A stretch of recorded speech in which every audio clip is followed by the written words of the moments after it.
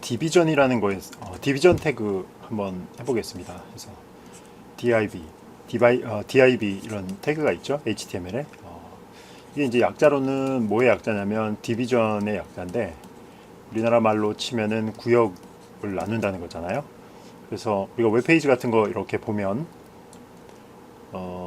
이 전체 페이지면은 예를 들어서 이 상단에 뭐 검색창이 뭐 들어간다든지 하는 부분이 있고 실제로 여기 이제 나타나는 메인 부분, 내용 부분이 있는 부분이 있고 그 다음에 이쪽에 뭐 기타 기타 정보 이렇게 하고 구역을 나눠서 표시해주는 이런 웹페이지 같은 거 많이 보잖아요, 여러분들. 네. 그런 거 이제 페이지 만드는 거 사용할 때 사용하는 태그인 이 디비전 태그를 한번 배워보겠습니다. 왜 디비전 태그를 사용을 하느냐? 이렇게 이제 구역을 나눠 놓으면 관리가 쉽잖아요. 예를 들면은 우리가 그 행정구역을 우리나라 만 하더라도 우리나라 뭐 이렇게 생겼으면은 우리나라 여기 뭐 경기도 뭐 서울 뭐 강원도 뭐 충북 충남 뭐 경상북도 남도 뭐 전라북도 남도 뭐 제주도 해갖고 행정구역별로 다 나눠 놓으면은 관리가 편하잖아요. 이제 그런 식의 개념이라고 생각하면 됩니다. 이 디비전이라는 것이. 그런데 이제 HTML에서 이렇게 웹페이지에서 디비전을 하게 되면 좋은 점이 뭐냐면 첫 번째 관리가 편한데 뭐에 대한 관리가 편하냐면 이제 디자인이 쉽게 되는 거예요. 예를 들어서 우리가 지도로 치자면 이쪽 뭐 강원도 쪽은 전부 다 뭐 붉은색으로 칠하자라고 하면은 우리가 어떤 특정 지역을 지칭을 할 때 이렇게 디비전으로 나눠 놓으면은 쉽게 할 수 있잖아요. 그런 장점도 있고 그 다음에 찾기가 그러니까 지정하기가 쉬운 거예요. 나중에 우리가 이제 자바스크립트를 배우게 되면 자바스크립트는 실제로 프로그램이 돌아가는 거잖아요. 연산한 결과 같은 거를 이러한 그 웹페이지에다가 이렇게 연산한 결과를 갖다가 이렇게 그 자바스크립트에 그 계산 결과로서 넣어야 되는데 그럴 때 어느 지역에 넣어야 된다라고 이렇게 지정하기 위한 리전 같은 거를 지정할 때가 이제 편한 거예요. 그래서 우리가 웹페이지 같은 걸 보면은 실제로 이렇게 디비전을 많이 나눠 가지고 구성을 하고 있습니다. 그래서 우리는 지금 자바스크립트는 아직 안 배웠기 때문에 이 디자인 측면에서 이렇게 디비전을 나눠 놓고 하는 것을 한번 실습을 한번 해볼 겁니다. 그래서 디자인 하면은 우리가 CSS를 또 조금 얘기를 해야 되는데 HTML은 그 웹페이지의 구조, 그 다음에 내용을 나타내는 거죠. 사실 옛날에는 이제 HTML 하나 가지고서 구조, 내용, 디자인까지 다 있었는데 이 구조와 내용을 분리시키면 훨씬 더 일이 편하거든요. 그래서 뭐 CSS라는 걸 해가지고 이쪽에 이제 디자인을 넣었고요.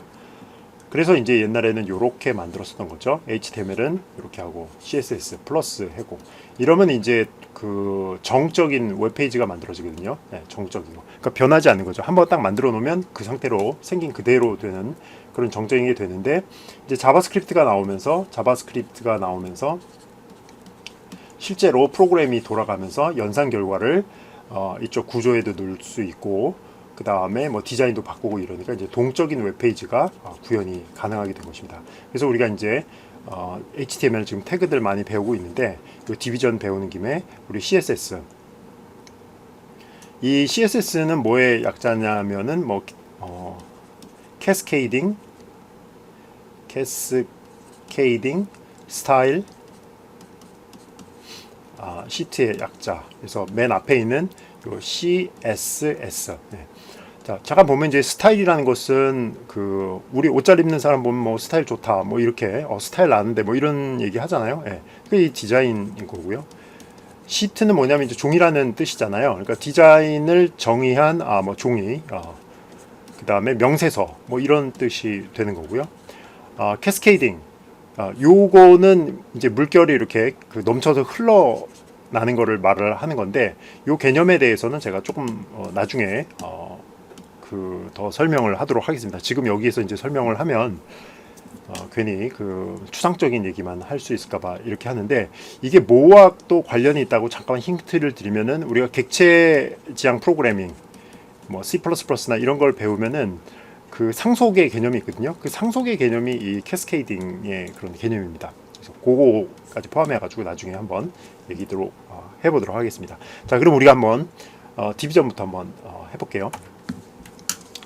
자, 그래서 우리가 이제 웹페이지를 만드는데 그냥 HTML 만들고, 그 다음에 이제 헤드 만들고, 그 다음에 바디 만들고 이렇게 했었잖아요. 네. 그래서 예전에는 이제 그 H1 태그 해가지고 뭐 H1입니다 이렇게 했었고, 그 다음에 또 여기다 H1이라고 하나 더 할걸. 그래서 H1 두 번째입니다. 그 다음에 하나 더 넣을까요? 네. H1에 H1 뭐 세 번째입니다. 이런 뭐 화면에 나타나는 건 뭐 뻔하겠죠. 예, 그래서 우리 한번 화면에 한번 찍어볼게요. 라이브 서버를 해갖고 찍으면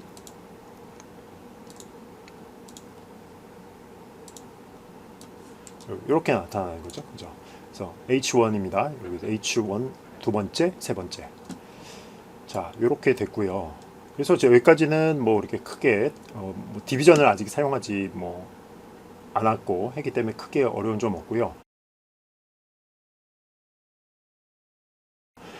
그 다음에 이걸 이제 제가 지금 이제 크롬 브라우저를 사용하고 있는데, 크롬 브라우저에서는 이렇게 화면에 뜨는 웹 브라우저 그 웹페이지 내용을 굉장히 쉽게 볼 수 있도록 해줄 수 있는데, 그게 뭐냐면은 여러분들 창에서 컨트롤 키랑 그 다음에 시프트 키랑 그 다음에 알파벳 I, 이게 인스펙터거든요. 네.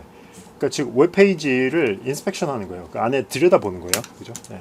그래서 이렇게 요 창을 띄워놓고 그 다음에 요 창을 선택한 다음에 컨트롤 시프트 I를 누르면 여러분들 아마 이쪽에 이렇게 뜰 텐데, 요 창을 이렇게 분리할 수도 있거든요. 저는 이제 이렇게 분리를 했습니다.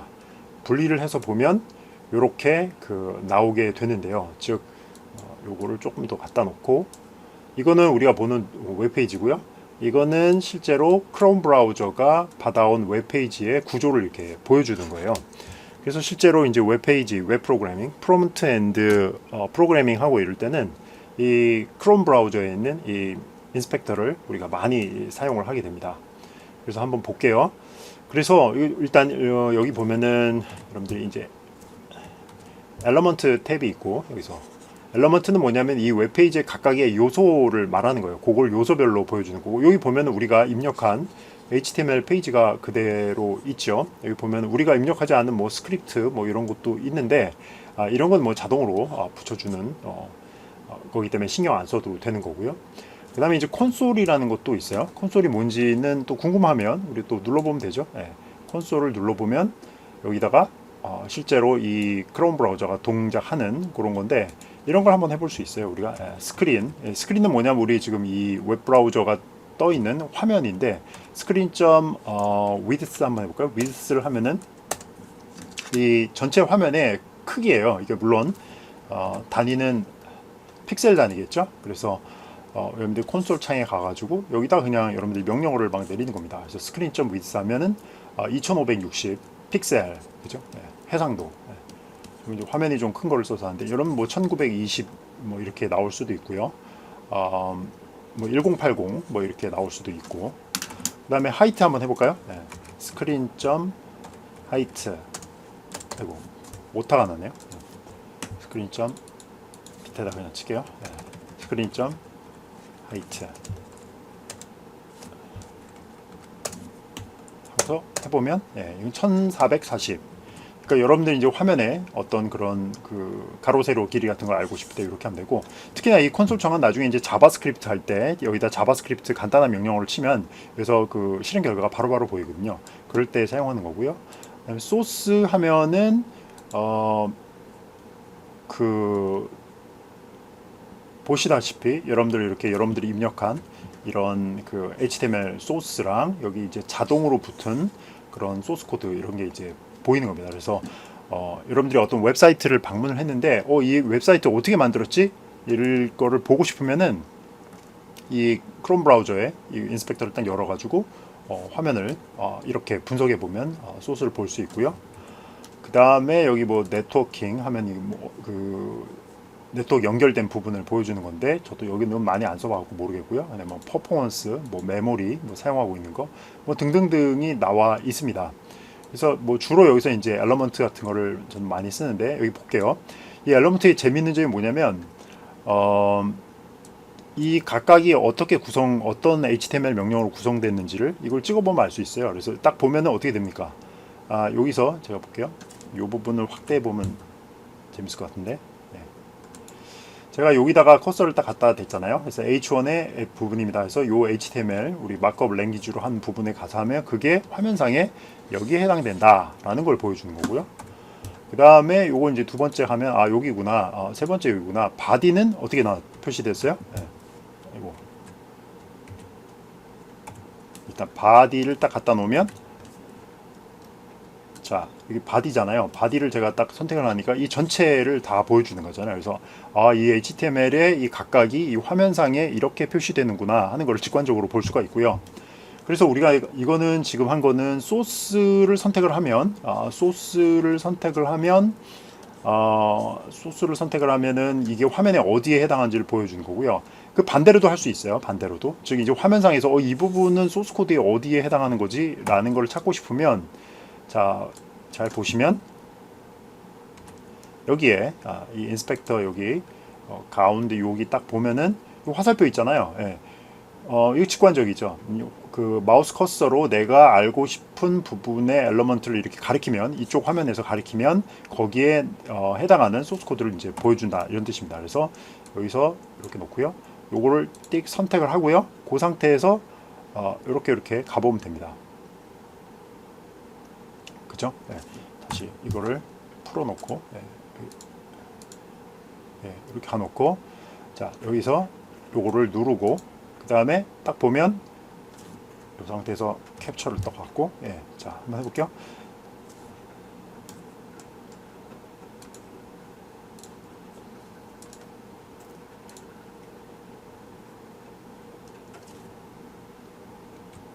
그렇죠. 됐죠? 제가 이거를 이제 선택을 하니까 여기에 해당하는 것이 이것이다. 이렇게 딱 보여주죠. 그죠? 자, 그래서 우리가 이제 크롬 브라우저에 있는 이것을 하는데 요게 보면은 그 일로 안 들어가도 여기 보면은 도구 더보기 가가지고 개발자 도구 요렇게 즉 크롬 창에서 오른쪽 맨 상단 위에 있는 거, 그 다음에 도구 더보기에 가가지고 개발자 도구에 가서 이 개발하는 사람들이 소스 코드를 보면서 써야 되는 도구다. 그래서 컨트롤 쉬프트 I 하면은 되겠습니다. 알겠죠? 그래서 우리가 이제 여기서 이걸 했고요. 그 다음에 이제 우리 디비전에 대해서 좀 공부를 해야 되잖아요. 그래서 지금 여기는 이제 H1, H2, H3가 되는데 얘네들은 잠깐 들어가 있게 하고요. 이제 디비전 한번 해보겠습니다. 디비전 하는데 디비전은 뭐 별거 아니에요. 여기다가 디비전 이렇게 치면 됩니다. 그리고 이 안에다가 이게 이제 행정구역이 되는 거죠. 첫 번째 행정구역. 근데 이제 행정구역도 이렇게 그냥 이거는 무명시죠. 어나니머스 이름이 없는 행정구역인데 이름을 다 붙여주면 나중에 어디라는 거를 지정할 수 있을까? 이 점을 붙여주는 거죠. 이거 first 뭐 디비전이라고 합시다. 그 다음에 또 디비전 하고서 또 같이 해서 이렇게 하면 두 번째 하고 여기는 id는 second라고 이렇게 보통 이렇게 이제 그 어트리뷰트가 되는데 디비전 태그에 어트리뷰트가 되는데 그 어트리뷰트의 id 하면은 그 디비전에다가 이름을 그 지역에다 이름을 붙일 수가 있어요. 뭐 인천이 뭐 연수구 뭐 또 뭐 있죠? 뭐 등등등 해갖고 구가 많잖아요. 서울이면 뭐 종로구, 뭐 관악구, 뭐 성동구, 뭐 강서구 이런 거 있죠. 그런 식으로 여러분들이 지역에다 이름 붙여놓은 거예요. 디비전. 자 이렇게 해놓고 이렇게 해서 다시 붙여놓고 자 그다음에 여기다가는 물론 이제 이름을 안 붙여도 되는데 뭐 구역 이름 안 붙일 거면 만들 필요가 없겠죠. 물론 이제 구역에 이름을 안 붙이고도 쓰는 방법이 있긴 하지만 일단 구역은 다 하겠습니다. 자 이렇게 해갖고 제가 이제 디비전을 다 만들어 놨어요. 바디 안에 3개의 디비전이 있는 구조인데 자 그러면 이것이 어떻게 변했을까요? 딱 이건 아니고 여기죠. 자, 이거 다시 한번 리프레시해서 보면 여러분들 어떤가요? 화면상에 변한 게 하나도 없죠, 그죠? 예, 디비전 뭐 나눴다고 화면상에 변하는 건 없어요. 예, 뭐 실망이신 일 수도 있겠지만 구역을 나눴다 갖고 뭐 화면상에 크게 뭐 달라지는 건 없는데 이제 그 나눠진 구역에 대해서 우리가 디자인을 바꿀 수 있고 뭐 여러 가지 편한 프로그래밍 작업을 할 수 있다라는 뭐 이제 사전 작업 정도의 그런 일이라고 생각하면 되겠습니다. 그런데 이렇게 디비전을 나눠 놓은 것은 이 구조에는 여기 있는 영향을 붙이죠. 그래서 딱 보면 자, 일단 이게 바디인데 여기 이제 디비전 딱 보면 요 디비전 안에 H1이 들어가 있는 거죠. 그죠? 그래서 요 구조가 조금 이제 변했죠. 그죠? 아까는 그냥 H1 태그가 있었는데 이제는 디비전 태그가 있는데 이게 디비전을 나타낸다. 이렇게 표시가 되고 디비전 3개가 이렇게 되는 거죠. 그래서 우리가 이제 앞으로는 여기 있는 요 부분에 디자인을 바꾸고 싶다. 예를 들어서 뭐 백그라운드 색깔을 바꾸고 싶다. 그러면 디비전 1의 세컨드에 뭐 색깔을 바꿔줘. 이렇게 명령을 내리면 되는 것입니다.